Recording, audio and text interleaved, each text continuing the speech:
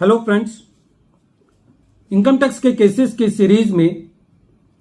आज जो इशू हम डिस्कस करेंगे वो सेक्शन 151 के अंदर सेक्शन 148 के नोटिस को इशू करने के लिए स्पेसिफाइड अथॉरिटीज के अप्रूवल की क्वालिटी को लेकर के है। सेक्शन 151 का मैंडेट है कि जो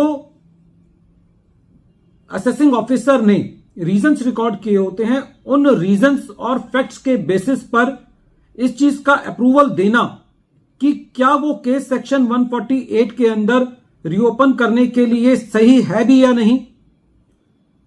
बहुत सारे केसेस में ऐसा देखने को मिलता है, खासकर जो पुराने केसेस हैं असेसमेंट ईयर 15-16 से पहले के, जहां पर जो अप्रूवल्स दी गई हैं वो एक तरीके के औपचारिकता मार्ग के लिए दी गई हैं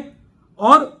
जब अप्रूवल्स दी गई हैं उन अप्रूवल्स में जिस तरीके का एक्सप्रेशन यूज किया गया है उन एक्सप्रेशन से भी यह प्रतीत होता है कि उन केसेस के अंदर जो अप्रूवल है वो सेक्शन 151 के मैंडेट के मुताबिक नहीं है। प्रेजेंट केस के अंदर सेक्शन 148 के नोटिस को इशू करने के लिए अप्रूविंग अथॉरिटी ने जो अप्रूवल दिया उसमें खाली यस वर्ड लिखा और वो वर्ड लिख करके अपना अप्रूवल दिया। असेसी अपने केस को खाली इस वर्ड पे कंटेस्ट कर रहा था कि ये जो अप्रूवल दिया गया है ये एक मैकेनिकल अप्रूवल है और खाली इस आधार पर असेसी की असेसमेंट प्रोसीडिंग्स को क्वेश किया जाना चाहिए। यह इशू दिल्ली हाई कोर्ट ने अपने case principal commissioner of income tax versus pioneer town planners private limited के केस में डिसाइड किया। यह केस 465 ITR पेज नंबर 356 पर रिपोर्ट हुआ और इस केस का जजमेंट 20 फरवरी 2024 को आया। प्रेजेंट केस असेसमेंट ईयर 2009-10 से रिलेटेड है और इस केस में जो असेसी का मेन ग्राउंड था वो ये था कि खाली यस लिख देना क्या एक वैलिड अप्रूवल है सेक्शन 151 के अंदर। असेसी को ट्रिब्यूनल से पहले ही रिलीफ मिल चुका था, इसलिए रेवेन्यू जो है वो दिल्ली हाई कोर्ट में अपील लेकर के गया और जब दिल्ली हाई कोर्ट ने इस मैटर को सुना तो दिल्ली हाई कोर्ट का यह कहना था कि सेक्शन 151 का यह मैंडेट है कि जो अप्रूविंग अथॉरिटी है वो ये सेटिस्फाई होनी चाहिए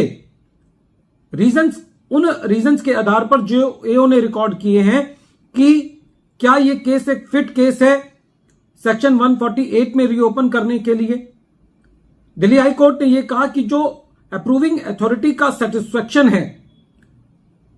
वो एक साइन क्वा नॉन है एक वैलिड अप्रूवल के लिए। दिल्ली हाई कोर्ट का यह भी कहना था कि जो सेटिस्फैक्शन रिकॉर्ड की जाती है वो उस एक्सप्रेशन से भी क्लियर होती है जो एक्सप्रेशन अप्रूविंग अथॉरिटी ने अपना अप्रूवल देते वक्त किया है। उदाहरण के तौर पर प्रेजेंट केस में जो अप्रूवल दिया गया वो खाली यस लिख करके दिया गया, तो इस एक्सप्रेशन से भी यह पता चलता है कि जो अप्रूवल दी गई है वो एक खाली औपचारिकता मार्क है। दिल्ली हाई कोर्ट का यह भी कहना था कि जो एक सेटिस्फैक्शन होता है वो फैक्ट्स के बीच में और जो कंक्लूजन अराइव किया जाता है उसके बीच में एक लिंक होता है। दिल्ली हाई कोर्ट का यह भी कहना था कि जो प्रिंसिपल कमिश्नर है वो प्रेजेंट केस में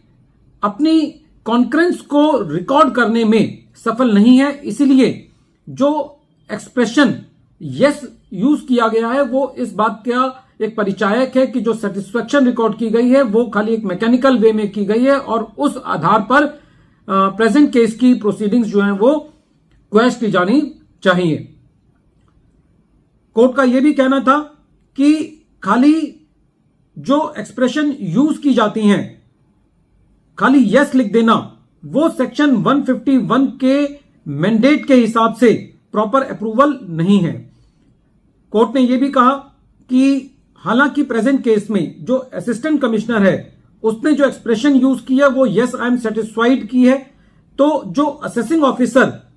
ने अपने रीजंस रिकॉर्ड करते वक्त लिखा है वो एक अलग परिचायक है और